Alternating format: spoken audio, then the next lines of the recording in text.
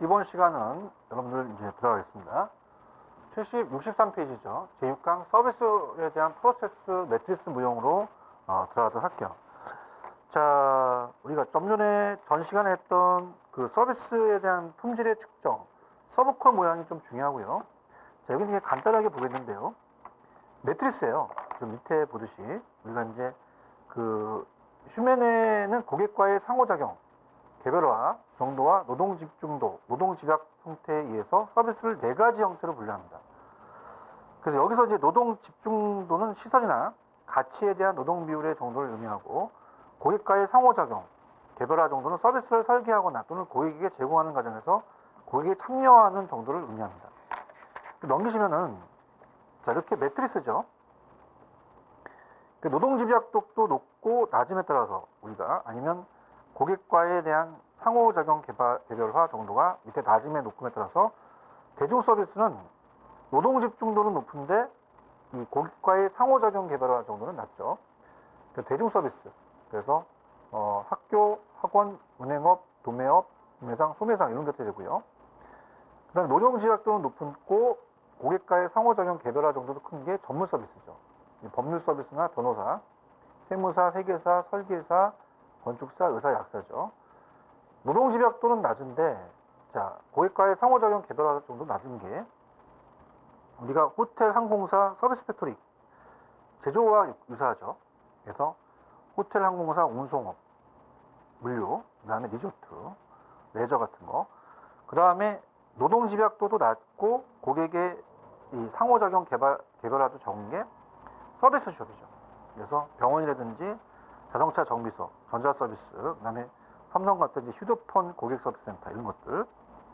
자, 서비스 프로세스의 유형은 뭐 서비스 팩토리 이런, 자, 서비스 팩토리 개념만이 알아두세요. 얘는 즉 서비스 공장은 고객과의 상호작용 정도가 노동 집약도가 낮은 서비스 업체입니다. 서비스 팩토리에서는 보통 제조사와 유사하죠. 제조업체처럼 대규모 설비를 이용해서 고객에게 제공하는 서비스가 표준화되어 있다. 따라서 서비스 팩토리는 제조업체와 가장 유사한 서비스 업체다. 팩토리가 나오니까 이제 제조죠. 그러니까 이러한 의미에서 서비스 팩토리라고도 하고, 서비스 팩토리의 목적은 대량 서비스를 통해 비용을 낮추고, 서비스 팩토리 예로는 항공사, 대물 수송회사, 호텔, 그리고 리조트 등을 들 수 있죠. 그 다음에 이제 오른쪽에 서비스 숍은 고객과의 상호작용 정도가 좀 점차 높아짐에 따라서 서비스 팩토리는 서비스 숍이 된다. 그래서 서비스 숍에 오는 고객은 욕구가 일률적이지 않고 다양하지만 수요가 많죠. 병원, 정비소 같은 데고. 그 다음에 대중 서비스는 노동 집약적이면서 고객과의 상호작용 정도가 낮은 서비스 중입니다. 그래서 대중 서비스 예로는 소매상, 도매상, 은행, 학교. 전문 서비스는 이 변호사, 의사, 회계사 등이 속하죠. 전문 서비스에 대한 수요는 비교적 크지 않습니다. 전문성 때문에 비용은 대체적으로 높다. 이렇게 보시면 되고요. 그 다음에 서비스 프로세스에 대한 전략은 어떻습니까? 우리가 노동 집약도가 낮은 것은 있고 노동 집약도가 높은 게 있는데, 자, 높은 것은 교육 훈련을 많이 시키죠. 그래서 직무 수행의 방법의 통제, 그다음에 인력 자원에 대한 스케줄링, 고객과의 상호작용 정도가 높은 것은 조급원의 충성심 강조하죠. 소비자에 접촉할 때 조급원의 임무, 그 다음에 고객과의 상호작용 정도가 낮은 경우 마케팅 서비스의 표준화, 서비스의 시설 이런 것들이 되겠다. 이렇게 보시면 되고요. 그 다음에 이제 저를 바꿔보겠습니다. 우리가 제3절입니다.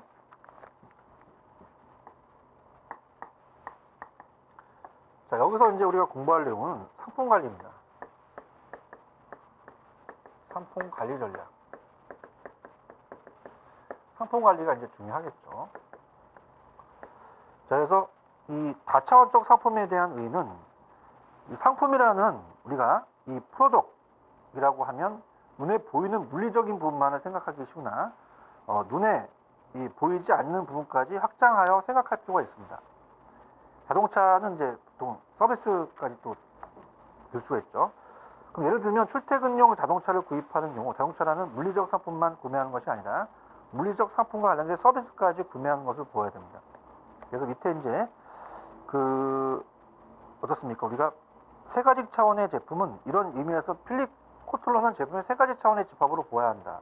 그래서 즉 제품은 소비자의 기본적, 그 다음에 욕구와 2차적 욕구를 충족시킬 수 있는 정도, 핵심 제품, 유용 제품, 확장 제품으로 세 가지 차원의 개념으로 총체적 제품이라고 파악한다. 이렇게 보시는데 그 내용을 이제 봐야 됩니다. 그래서 그 내용이 중요해요. 그래서 우리가 66페이지에 나와 있는 내용이 상당히 중요합니다. 그래서 뭐가 중요하냐면 제품의 세 가지 차원이에요. 이게 시험에 나올 수 있는데요. 제품의 세 가지 차원. 자, 그래서 핵심 제품입니다. 첫 번째.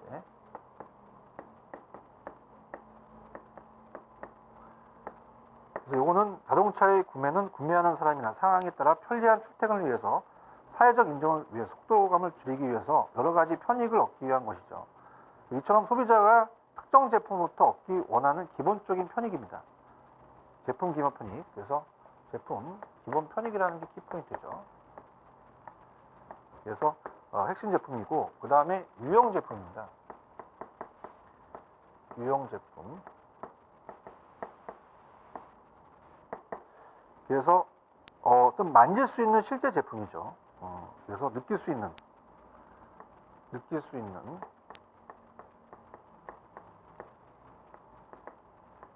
실제 제품이다. 그래서 구매자가 느낄 수 있는 특정한 형태로서의 우리가 제품 개념으로 실제 제품입니다. 그래서 이제 그 핵심 제품의 품질 수준, 상품 평표명, 브랜드, 스타일, 그 다음에 패키징, 기타의 특성 등 5가지 특성에 부여했을 때 제품 수준이죠. 예컨대 자동차는 물리적 실체는 핸들, 엔진, 브레이크, 타이어 등 물리적 속성이 모여 이루어집니다. 이러한 물리적 속성의 집합을 이용 제품이라고 하고요. 그 다음에 디귿은 확장 제품입니다.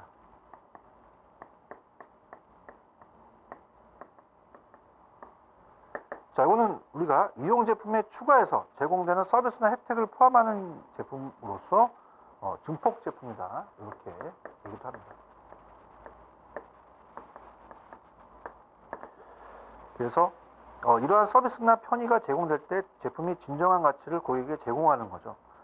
그래서 우리가 이제 여기에 사후 서비스, 그죠? AS, 그 다음에 제품 보증, 그 다음에 운반, 그 다음에 설치, 그 다음에 배달 등이 이 확장 제품에 포함됩니다. 그래서 자동차도 고객이 구매하기 편리하도록 크레딧이 중요하죠. 제공되고, 자동차가 제대로 고객에게 전달되어야 하며 경비에 대한 정보도 제공돼야 됩니다. 고장이 날 경우 손쉽게 서비스를 받을 수 있을 그 전비망도 확보돼야 되죠. 그래서 이처럼 유용 제품에 부과되어 제품 가치를 발휘하게 하는 부가적인 요소다. 유용 제품의 이제 부가적인 요소를 확장이라고 합니다. 부가적인 요소, 그 확장 제품, 이렇게 보시면 됩니다. 그 다음에 이제 상품의 분류가 이제 중요한데, 상품의 분류를 본다면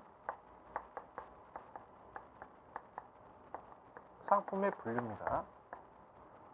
자, 우리가 상품의 용도에 따라서 나눌 수 있죠. 그래서 소비재, 산업재가 있습니다.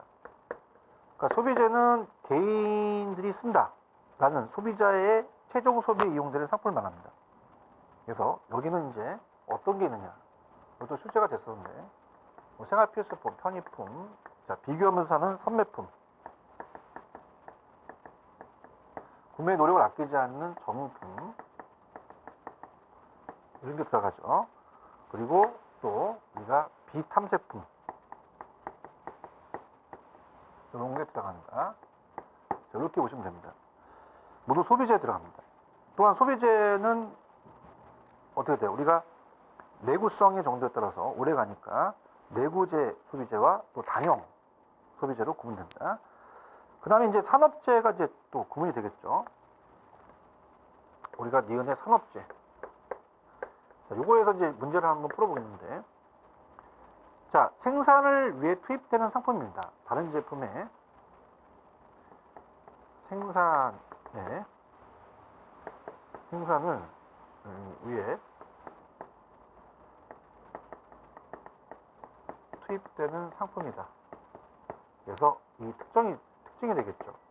그래서 우리가 뭐 원료라든지 부품이나 반제품 같은 게 되겠죠. 그걸 말합니다. 그래서 우리가 나중에 뒤에서 나오지만 MRO 같은 거, 그래서 기업의 소모성 자재, 이런 것들을 이제 볼 수가 있죠. 자, 그렇다면 이제 문제를 한번 풀어볼게요. 약간 좀 어렵게 냈는데요. 우리가 227페이지 갑니다. 227로 가시면 조금 내용이 어려워요. 그래서 이제 그래도 비교하는 문제 중에 대표적인 문제니까 풀어보는 게 좋습니다. 227로 가시면 문제 38번 문제입니다. 자, 소비재 시장과 비교한 산업재 시장의 특성과 가장 거리가 먼 것은, 자, 4번 산업재 수요는 소비재 수요에 비해 가격 탄력적이다. 자, 소비재 수요는 소비자이므로 소비재 수요자는 소비자이므로 가격 변동에 민감합니다. 이제 수요 탄력성이 탄력적이에요. 그러나 산업재의 수요자는 생산자입니다. 그래서 가격 변동에 덜 민감하게 적용하죠. 그래서 수요 탄력성은 소비재에 비해서 이 비탄력적이다. 그래서 그렇게 보시면 됩니다. 좀 어렵죠. 그래서 이제 소비자는 소비자가 수요하는 거고 산업재는 생산을 위해서 투입되는 상품이다. 그래서 좀 비탄력적이다. 뭐 이런 것들도 나올 수가 있어요. 그래서 38번의 정답은 4번이거든요. 그래서 어떻습니까? 가격에 대한 이 수요의 가격 탄력성에 대해서 이제 나올 수 있으니까 이것도 한번 제가 예상되는 문제입니다. 그러니까 꼭 보셔야 될 내용이고요. 그 다음에 이제 뭐 우리가 구매 간섭에 의한 소비재에 대한 구분 많이 우리가 봤던 거죠, 앞쪽에서. 그래서 이제 항상 우리가 앞쪽에서 계속 했던 거기 때문에 다시 한번 볼게요. 지금 봤던 편의품, 선매품, 전문품이에요. 그래서 요 자체를 이제 우리가 내용을 이제 보겠는데요. 자, 들어갑니다. 자, 우리가 앞쪽에서 어떻게 됐어요? 우리가 배울 때 편의품은 편의품점은 자, 우리가 집약적, 개방적 유통이죠. 편집이라고 앞에서 배웠잖아요. 편집. 집약적, 개방적 우리가 유통이다. 그 다음에 선매는 자, 이 들어가니까 또 똑같이 선택적이죠. 선매품. 고를성, 비교하면서 구매하는 거죠. 비교한다. 그래서 이거는 선택적이다. 선택적 유통이다. 이렇게 갖고 왔고요. 그 다음에 전문품은 독점이죠. 구매 노력을 아끼지 않는 고급을 얘기를 하니까. 그래서 독점적 유통이다. 이렇게 아마 얘기를 했었을 거예요. 그래서 자, 편집, 선 들어가니까 요거는 독점이다. 이렇게 외우셨죠. 다시 한번 이제 살펴볼 겁니다. 자, 우리가 편의품은 어때요? 구매 빈도가 높죠. 자, 구매 빈도가 높고, 구매 빈도가 높다는 것은 자, 우리가 저가격이다 보니까 매일같이 살 수 있죠. 그래서 이 습관적 구매라고 합니다. 이 경향이 강한 제품이다. 제품의 비교와 구매에 있어서 최소한의 노력을 기울이므로 관여도가 낮습니다. 저관여죠. 저관여다. 그 다음에 상표에 따른 선호도가 뚜렷하지만 다른 상품에 대체 가능하고 치약, 세제, 비누 등 일상 생활 필수품을 얘기하죠. 그래서 생활 필수품을 얘기합니다. 생활 필수품. 그다음에 편의품은 특성상 저가격을 유지해야 하므로 가능한 많은 소매상이 취급해서 소비자가 쉽게 구매할 수 있도록 전략을 세워야 된다. 그래서 따라서 마케팅의 경로 포피믹스에서 특히 경로 변수에 초점을 둡니다. 경로 변수에 초점을 두면서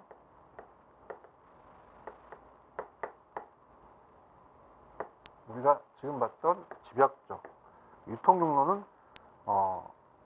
우리가 어때요? 편집이죠. 개방 쪽이 많이 있어야 되니까 볼펜, 많은 중간재가 있겠죠. 우리가 볼펜 같은 게. 그 다음에 밑에 편의품은 소비자가 정기적으로 구매하는 제품의 필수품이다. 생활 필수품. 그다음에 소비자가 사전 계획이나 정보 탐색이 없이 구매하는 제품이 충동품이다. 충동 구매. 자, 여기가 아무래도 중요합니다. 그래서 좀 강하게 갈게요. 충동품이다. 그 다음에 긴급이 필요할 때 구매하는 제품이 긴급품이다. 긴급품. 이런 것도 하나씩 따져봐야 돼요. 빨리빨리 긴급품. 그 편의품점은 이제 소비자의 다양한 욕구 중에서 우리가 특히 시간과 노력을 절약하자는 욕구를 중시하여 주로 주거지에서 가까운 저차 중심지. 가장 가까운 게 저차죠. 저차 중심지. 그 다음에 분산되어 있으니까 주거지에 근린되어 있는 저차 중심지고, 그 다음에 어떻습니까? 그 산재성이다. 산재성, 분산 입지를 하는 거죠. 이렇게 되겠고, 자, 선매품은 비교라는 거죠. 여러 점포를 통해서 상품을 비교라는 단어가 중요해요. 비교하는 최종 구매한다는 게 키포인트입니다. 그래서 편의품에 비해 구매 빈도는 낮죠. 얘에 비해서 구매 빈도는 낮다. 자주 사는 건 아니죠. 가격은 얘보다 높겠죠. 그래서 관여도가 대체로 높은, 요 두 가지가 이제 고관여도라고 했죠. 제가 저관여도는 얘가 고관여도다. 고관여도. 이렇게 됩니다. 대체로 높은 제품은 패션홀이나 수중용차, 가구, 가전제품. 가구나 가전제품 같은 경우는 우리가 골라서 구매하죠. 비교 구매. 그 다음에 동질적 상품, 선매품은 이제 품질 면에서 유사하지만 가격 면에서 비교적 큰 차이가 있다. 가격이 상이하죠. 상표 간의 비교에서는 가격 분수가 중요한 역할을 합니다. 또 반면 이질적인 선매품은 품질이 또 다른 상이한 것은 의류나 가구 등과 같이 가격보다 제품의 특성이 더 중요한 선매품으로 제품 변수가 또 중요하죠. 자, 선매품은 제품의 차별성을 강조하는 광고를 많고 많은 소매상에 취급하도록 할 필요는 적지만 점포가 이미지가 또 중요한 겁니다. 그래서 우리가 요는 아까는 저차였으면 중차나 고차원 중심지죠. 이렇게 보시고 우리가 집심성,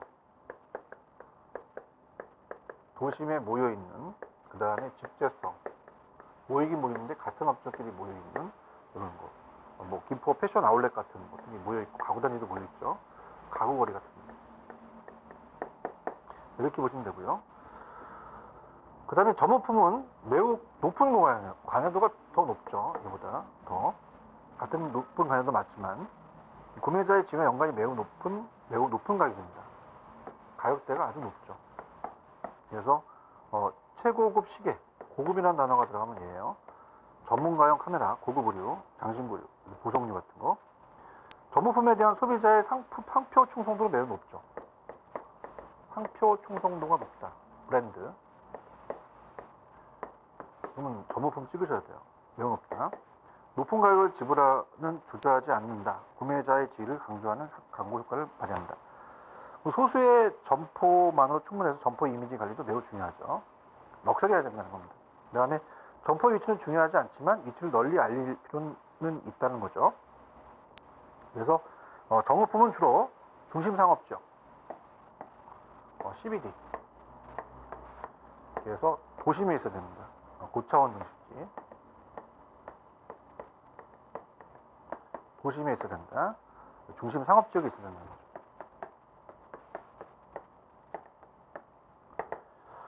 자, 그래서 집십성 점포입니다.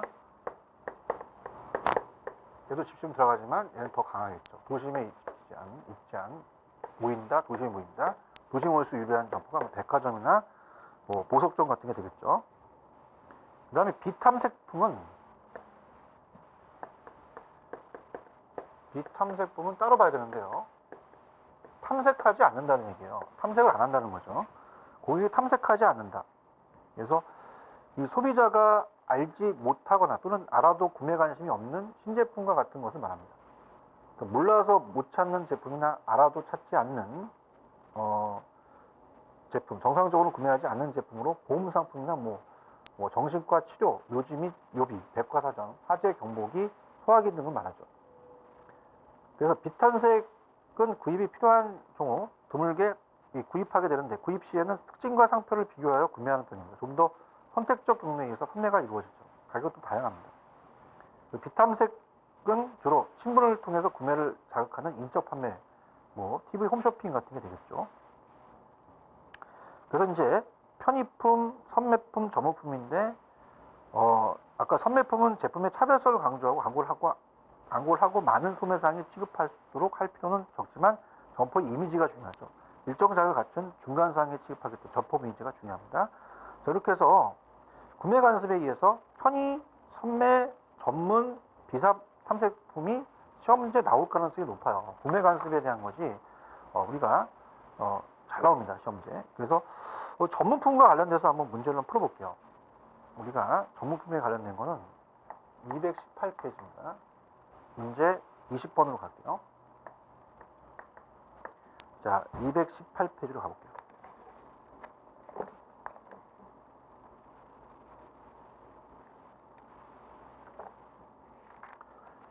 (20번입니다) 자, 소비재는 일반적으로 편의품, 선매품, 전문품, 좀 못해놨습니다. 비탐색품으로 분류된다. 구매 관습에 따라서. 이들 중 전문품에 대한 설명은 가장 거리가 먼 것은 3번이 정답인데요. 자, 제품에 대한 사전 지식에 의존하지 않고 주로 구매 시점의 제품 특성을 비교평가 구매한다.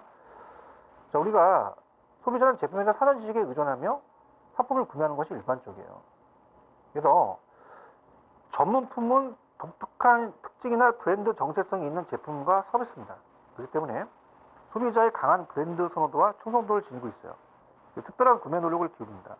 그래서 브랜드 대항간 비교가 이루어지지 않으며 가격 민감도가 낮다는 거죠. 그래서 이게 좀 틀린 지문입니다. 그래서 우리가 주로 구매력이 있는 소비자들만 대상으로 판촉 활동을 실시하는 것이 효과적이다. 고가니까 소비자 특정 상품에 대한 가장 강한 상표 충성도가 있을 것이다. 제품 차별성과 소비자 관여도가 매우 높다.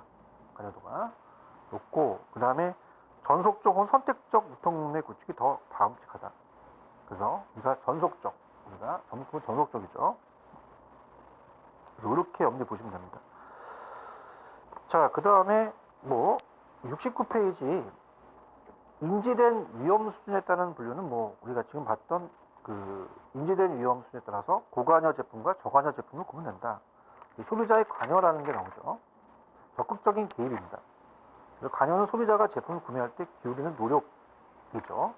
또는 개입의 정도를 나타내는 것으로서 우리가 소비자 특성, 제품 특성, 상황 특성에 의해서 영향을 줍니다. 관심을 주는 거죠. 지금 여러분들 제가 저관여, 고관여 했었잖아요.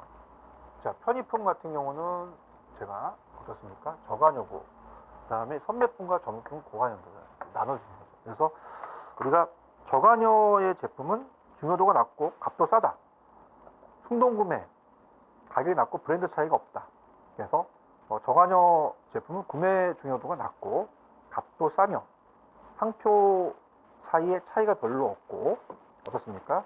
잘못 구매했을 때 위험이 적은 제품이죠. 그래서 우리가 밑에 세 번째, 외적 정보의 탐색이 없이 제한된 내적 정보로 의존하거나 아니면 과거의 경험 기억에 의존한 구매가 이루어지고 충동 구매하는 경우가 많다. 근린 생활에 입지하죠. 거의 간처에. 저관여의 제품은 광고에 노출 빈도는 적게 나타나고 도달 범위가 또 넓게 하는 것이 또 효과적이고 대량 광고가 또 중요하며 구매점 입지 로케이션이 매우 중요하겠죠. 자, 고관여 제품 같은 경우는 구매 중요도가 큽니다. 고관여는 두 가지. 그 다음에 값도 비싸고 잘못 구매했을 경우 위험이 큰 제품이죠. 그 다음에 고관여 제품은 광고의 노출 빈도는 많게 도달 범위는 좁게 하는 것이 효과적이다. 고객의 특징. 아무나 사는 게 아니니까. 그 다음에 도달 범위를 좁게 하는 게 좋죠. 그 다음에 효과적이고 인적 판매와 함께 제품의 품질 향상에 신경을 써야 된다. 상품의 전문적인 판매를 또 필요하죠. 그래서 품질이 중요하니까 이렇게 의미를 보시면 됩니다. 그 다음에 이제 산업재해에 대한 분류. 산업재해 특징이 있고 자본재해, 원자재 이런 게 있는데요. 자, 이것도 한번 들어가 볼게요. 상품 라이프 사이클이 좀 어려운데, 산업재해 분류로 한번 들어가 볼게요. 산업재해. 지금 했던 거는 이제 우리가 그 어떤 인지된 위험 수준에 따른 분류였죠. 그럼 산업재해에 대한 분류는, 산업재해는 지금 생산자잖아요. 소비재와는 상품, 특성, 마케팅, 유통 경로 등의 차이가 있겠죠. 그래서 이제 산업재해는 상품 구매의 소수의 업무 집행자가 큰 영향을 가진다는 점에서 기술적 특성이 중요하다는 점. 그 다음에 이제 뭐 유발 수요, 종속 수요, 파생 수요라는 점, 수요의 탄력성과 역탄력성이 발생한다는 점. 그래서 요거는 이제 미리 그 밑에 해설을 한번 볼게요. 주석에 좀 요거 디테일하네요. 밑에 나와 있는 게 이제 그 종속 수요와 유발 수요, 파생 수요라는 점인데요. 자, 산업재해 수요는, 자, 우리가 예를 들어서 이제 모바일에 대한 수요가 늘어나면 이제 부품, 산업재, 다른 수요에 대한 게 파산되죠. 그래서 파생 수요라고 합니다. 그래서 산업재해 수요는 이를 사용하여 제조하는 제품이나 서비스의 수요에 따라 크게 좌우됩니다. 이를 유발 수요, 종속 수요라고도 하는데, 일반적으로 이제 MRO, 아까 기업의 소모성 자재라고 했죠. MRO가 기업의 소모성 자재. 자, 이런 것들에 의해서 상품이라고 하는 산업재해는 다양한 분야의 산업의 폭넓은 수요를 가지고 있기 때문에 특정 산업의 수요나 조업도의 영향을 받기도 보다는 일반적인 경기의 영향이 큰 반면에 특정 산업재해는 특정 산업의 영향도가 크다는 특징을 갖고 있죠. 그래서 그런 식으로 보시면 되고, 그 다음에 주석 5번에 보시면은 수요의 탄력성과 역탄력성이 발생한다. 자, 산업재해의 경우는 수요의 탄력성도 존재하지만 단기간에 볼 경우 수요의 역탄력성을 나타낸다는 것인데, 원료 가격이 하락할 때 구매자는 수중에 있는 재고품을 손실을 고려하여 가격 하락이 일시적인 장기적인 트렌드를 판단합니다. 트렌드를 판단할 때까지 구매를 미룬다. 수요 안 한다는 거죠. 즉, 가격이 이 즉각적인 수요 증가로 연결되지 않는다는 거예요. 반대로 원료 가격이 상승할 때 신중한 구매자는 현 상태가 전반적인 가격 상승 국면이라고 판단하면 평상시보다 대량으로 구매하게 됩니다. 즉, 가격 상승이 수요 감소로 이루어지기보다는 수요를 증대시키는 데 특징이 있다는 얘기입니다. 그래서 아까 가격의 탄력성을 아까 얘기했었잖아요. 그죠? 산업재해와 소비재. 거기와 연결시키시면 돼요. 그 다음 이제 자본재라는 것은, 자본재는 그냥 설비는 오른쪽에 이 고정 자산적 성격이 강하고 매우 비쌉니다. 설비는. 그래서 건물, 공장의 부분으로 부착되어 있는 제품을 뜻하는 거죠. 그래서 기업 생산 활동에 기반이 되는 기계, 엘리베이터, 기계 제어 시스템 등의 예를 들 수 있죠. 자, 도구는 어떻습니까? 우리가 이 최종 제품의 부분을 구성하지 않고 생산 과정을 돕는 제품, 책상, 컴퓨터, 건설 장비 등을 예를 들 수 있고요. 자, 원자재와 부품, 원료는 이제 철강석, 유연탄, 포스코가 이제 대부분 이제 생산하겠죠. 제품의 생산에 필요한 모든 자연 생산물을 의미하고, 자, 가공재는 원료를 가공 처리하여 제조된 제품으로 타 제품의 부분으로 사용되는데, 타 제품의 생산에 투입될 경우 원형을 잃게 되는 제품입니다. 철강, 석탄, 칠선, 가죽 등을 예를 들 수 있죠. 자, 부품은 생산 과정을 거쳐 제조되지만 그 자체로는 사용 가치를 지니지 않습니다. 완제품은 더 이상 변화 없이 최종 제품이 부품이 됩니다. 베어링, 소형 모터, 타이어, TV, 브라운관 등을 예를 들 수 있다. 자, 소모품은 제품이 완성에는 필요하나 제품의 그 일부가 되지 않는 제품으로 윤활유, 타프 용지, 페인트 등을 줄 수 있다. 이렇게 보시면 합니다. 그래서 상품의 라이프 사이클에 대한 것은 조금 시간이 걸릴 것 같아요. 그래서 이제 요거는 요거는 좀 시간이 걸릴 것 같아서 다음 시간으로 미루도록 하고요. 자, 요번에 우리가 봤던 제 6강에서 봤던 내용들에서 중요한 걸 좀 본다면 당연히 63페이지서부터 봤죠. 그래서 우리가 이제 64페이지 서비스 프로세스의 유형을 4가지를 잡으셔야 되고요. 그 다음에 넘기시면은 66페이지 제품의 세 가지 차원도 핵심 제품, 위용 제품, 확장 제품을 보시고 상품의 용도에 따른 구분이 아까 탄력성이라는 게 중요하죠. 가격의 탄력성. 여러분들 구분해서 문제 풀었던 거 보시고 그 다음에 중요했던 게 뭐였어요? 우리가 구매 관습에 의한 소비재의 구분이 편의품, 선매, 전문, 비탐 제품 이거 보시고 문제 풀어봤죠. 소비자의 관여는 이제 저관여, 고관여, 산업재해에 대한 분류는 이 산업재해의 특징, 자본재, 원자재와 부품, 소모품까지 갔죠. 여기까지 하고 다음 시간에 이제 상품의 라이프 사이클에 대한 분류 들어가도록 할게요. 자, 여기까지입니다. 쉬었다 가죠.